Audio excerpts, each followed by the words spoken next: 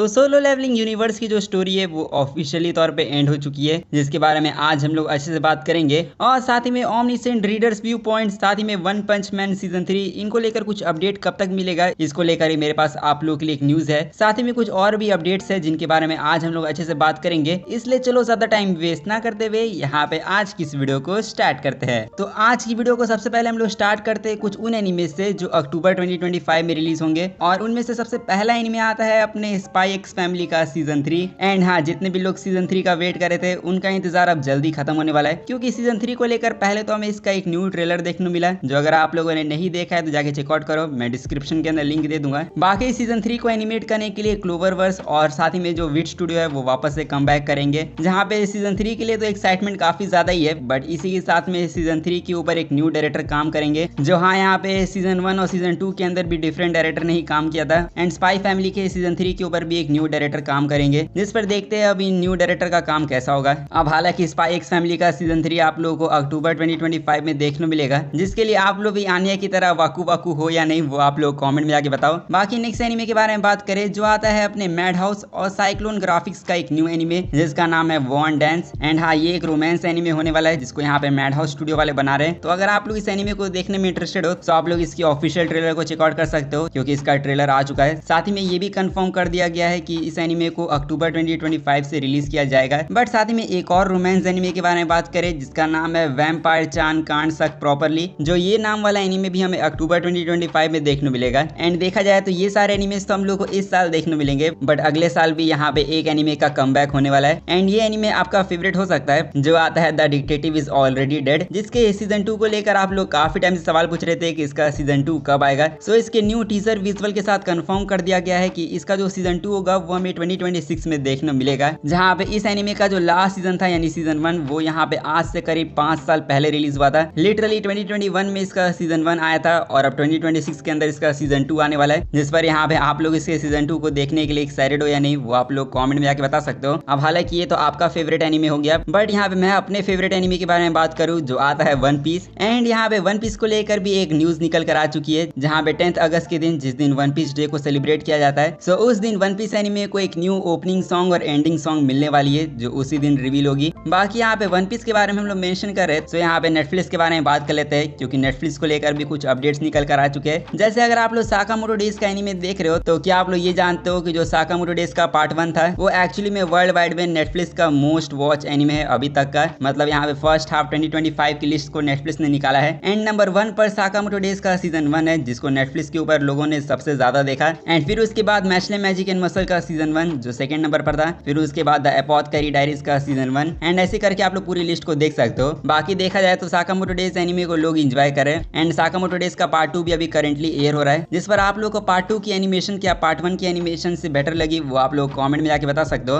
और इसी के साथ नेटफ्लिक्स के एक और अपडेट के बारे में बात कर ले, जो आता है इनकी एक और सीरीज को लेकर, जिसका नाम है पोकेमॉन कंसर्च, जो अगर आप लोगों ने देखा होगा तो आप लोग पता होगा कि एक स्टॉप मोशन एनिमेटेड सीरीज है, जो हाँ ये एक तरह का एनिमेशन स्टाइल होता है जिसको क्ले की मदद से बनाया जाता है। एंड पोकेमॉन कंसर्च का अगर आप लोगों ने सीजन 1 देख लिया है तो आप लोग इसके सीजन 1 के पार्ट 2 के लिए भी एक्साइटेड हो सकते हो, क्योंकि यहाँ पे पार्ट 2 का न्यू ट्रेलर ड्रॉप हो चुका है। एंड पार्ट 2 यहाँ पे 4 सितंबर के दिन कमबैक करेगा अपने न्यू एपिसोड के साथ, जो आप लोगों को नेटफ्लिक्स के ऊपर देखने मिलेगा। अब हालांकि ये सब तो ठीक है, बट यहाँ पे अब हम लोग बात करें कुछ उन एनिमेस के बारे में जिसके अपडेट को लेकर आप लोग हमेशा पूछते रहते हो कि इन एनिमेस को लेकर अपडेट कब आएगा कब आएगा। जैसे यहाँ पे काफी सारे लोग पूछते हैं कि ओमनिसेंट रीडर्स व्यू पॉइंट के एनिमे को लेकर अपडेट कब मिलेगा, या फिर वन पंच मैन सीजन 3 को लेकर न्यू ट्रेलर कब तक देखने मिलेगा। तो यहाँ पे इन सभी का आंसर है एनिमे एनवाईसी। यहाँ पे ये एक और बहुत बड़ा एनिमे कन्वेंशन है, जहाँ पे सबसे अच्छी न्यूज तो ये निकल कर आई है कि क्रंचीरोल को यहाँ पे एक इंडस्ट्री पैनल मिला है। एंड जब भी क्रंचीरोल को इंडस्ट्री पैनल मिलता है इन सारे एनिमे कन्वेंशन में, तो यहाँ पे क्रंचीरोल वाले अपने एनिमेस को लेकर कुछ ना कुछ अपडेट देते ही रहते हैं। एंड इस बार हम लोग एक्सपेक्ट कर सकते हैं कि हम लोगों को कुछ मिले या ना मिले, but omniscient readers view point के एनिमे को लेकर कुछ अपडेट मिल जाए। कम से कम वो लोग यही बता दे कि इसको कौन सा स्टूडियो एनिमेट कर रहा है। और हाँ, यहाँ पे मैं फिर से कोपिंग कर रहा हूँ, यहाँ पे ऑफिशियली तौर पे कंफर्मेशन तो नहीं मिली है कि ORV के एनिमे को लेकर अपडेट मिलेगा, बट कोपिंग करने में क्या ही प्रॉब्लम हो रही है। सो 23 अगस्त के दिन हम लोग एक्सपेक्ट कर सकते हैं कि इसको लेकर कुछ अपडेट मिल जाए। अगर मिला तो ठीक है, अगर नहीं मिला तो फिर हम लोग को शायद और इंतजार करना होगा। बाकी यहाँ पे वन पंच मैन सीजन 3 का जो न्यू ट्रेलर होगा वो भी यहाँ पे वन पंच मैन सीजन 3 के स्पेशल पैनल पर मिल सकता है, क्योंकि वन पंच मैन सीजन 3 को एक स्पेशल पैनल मिला है एनिमे एनवाईसी में।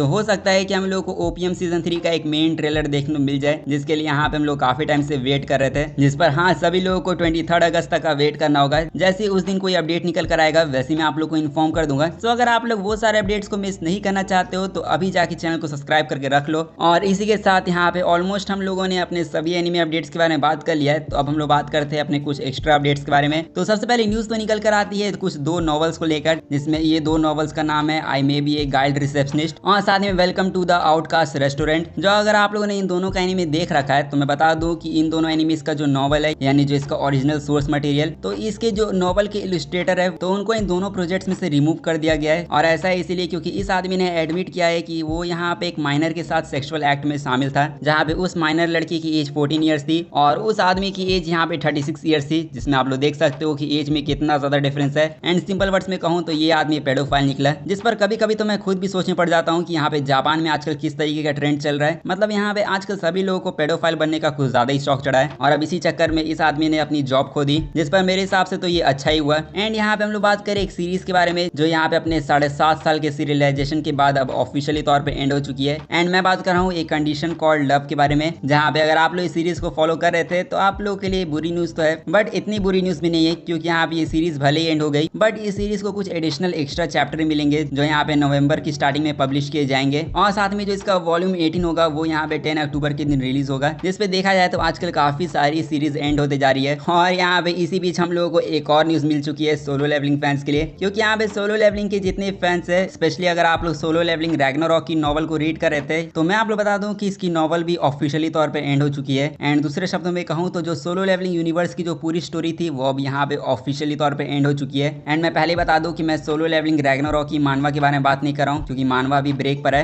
एंड ये ब्रेक कब तक चलेगा वो तो कोई भी नहीं जानता है। बट सोलो लेवलिंग रैग्नारॉक की जो वेब नॉवल थी वो यहाँ पे अब एंड हो चुकी है, जहाँ पे सोलो लेवलिंग रैग्नारॉक के अंदर टोटल 375 चैप्टर देखने मिले। जो इतने सारे चैप्टर को रिलीज करने के बाद अब इसकी वेब नॉवल भी एंड हो गई और इसी को लेकर अब आप लोग का सवाल होगा कि इसकी एंडिंग कैसी गई, क्योंकि काफी सारे लोग नॉवल रीड करते नहीं है। तो यहाँ पे सोलो लेवलिंग यूनिवर्स का जो एंड है वो यहाँ पे एक हैप्पी एंडिंग के साथ ही हुआ है। एंड वो किस तरीके की एंडिंग थी वो मैं आप लोग बताऊं तो उससे पहले मैं आप लोग को स्पॉइलर अलर्ट दे देता हूँ। और जहाँ तक एंडिंग के बारे में बात करें तो एंडिंग में हम लोग को ये दिखाया गया है कि जो सूहो है वो यहाँ पे आखिरकार अपने फादर से मिल पाता है जो होता है जिनवू। एंड वो जिनवू के साथ वापस अर्थ पे आता है, जहाँ पे जिनवू अपनी वाइफ चाहिन से ही मिलता है। एंड सूहो, चाहिन और जिनवू ये तीनों एक साथ आते हैं और फिर ये लोग एक साथ आते हैं और फिर सेलिब्रेट करते हैं और ही ये हैप्पी एंडिंग। जिस पे आप लोग सवाल होगा कि बस क्या इतनी चीजें थी एंडिंग में, जिस पे सबसे बड़ा सवाल तो ये आता है कि सोलो लेवलिंग यूनिवर्स की जो स्टोरी है वो तो कंप्लीट हो गई, तो यहाँ पे एंड में ज्यादा स्ट्रॉन्ग कौन बना, क्या जिनवू का बेटा बना या फिर जिनवू खुद ही स्ट्रॉन्ग रहा? तो इसका जवाब है जिनवू। यहाँ पे जो सूहो है वो यहाँ पे जिनवू को सरपास नहीं कर पाया, या फिर यूं कहूँ जिनवू के आसपास भी नहीं है अभी भी, क्योंकि यहाँ पे जिनवू की पावर लिमिटलेस है। एंड सच कहूँ तो यहाँ पे सूहो का कभी गोल था ही नहीं कि वो अपने फादर को सरपास करे। एंड सूहो का यहाँ पे शुरू से लेकर आखिर तक बस यही गोल था कि वो यहाँ पे स्ट्रॉन्ग बने ताकि वो अपने मॉम डैड से जाकर मिल पाए। एंड लास्ट में हम लोग को यही दिखाया जाता है कि सूहो जो है वो अपना गोल अचीव कर लेता है एंड वो लास्ट में अपने मॉम डैड से मिल पाता है, जिस पर हाँ यही हैप्पी एंडिंग थी जो हम लोग को देखने मिली। बाकी सोलो लेवलिंग रैग्नारॉक की भी स्टोरी यहाँ पे एंड हो गई, जिसका मतलब अब सोलो लेवलिंग फैंस के लिए यहाँ पे कोई भी स्टोरी नहीं बची है जिसको वो लोग आगे कंटिन्यू करें। एंड अब इसीलिए काफी सारे सोलो लेवलिंग के फैंस यहाँ पे सोलो लेवलिंग को मिस कर सकते हैं। सो यहाँ पे अगर आप लोग भी सोलो लेवलिंग को मिस करने वाले हो तो आप लोगों को चाइना की इस मानहुआ को ट्राई करना चाहिए। एंड इस मानहुआ का नाम है after rebirth I used mirror reversal for vengeance. So हाँ, इसी नाम की एक न्यू एक्शन मानहुआ जो है वो यहाँ पे चाइना के अंदर रिलीज हुई है, जिसके अंदर हम लोग को संग जिनवू जैसा प्रोटैगनिस्ट देखने मिला है। और संग जिनवू जैसा क्या, पूरा यहाँ पे संग जिनवू ही लग रहा है देखने में, जिसपे देख लगता है कि चाइना वाले यहाँ पे साउथ कोरिया की कॉपी कर रहे हैं और उन्हें लगा कि अब साउथ कोरिया का जिनवू है तो यहाँ पे चाइना का भी एक जिनवू होना चाहिए। तो चाइना वालों ने खुद का भी जिनवू बना दिया है, जिस पर अगर आप लोग को इस मानहुआ को रीड करना है तो आप लोग जाके रीड कर सकते हो। बाकी यहाँ पे सोलो लेवलिंग की एंडिंग को लेकर आपका क्या ओपिनियन है वो आप लोग कमेंट में शेयर कर सकते हो। और इसी के साथ यहाँ पे आज की इस वीडियो को हम लोग यहीं पर एंड करते हैं। सो अगर आप लोग इस वीडियो में यहाँ तक पहुंच चुके हो तो जाके वीडियो को लाइक कर दो, चैनल को सब्सक्राइब नहीं किया तो सब्सक्राइब भी कर लेना। मैं मिलूंगा आप लोगों से नेक्स्ट वीडियो में, तब तक के लिए सायोनारा एंड पीस आउट।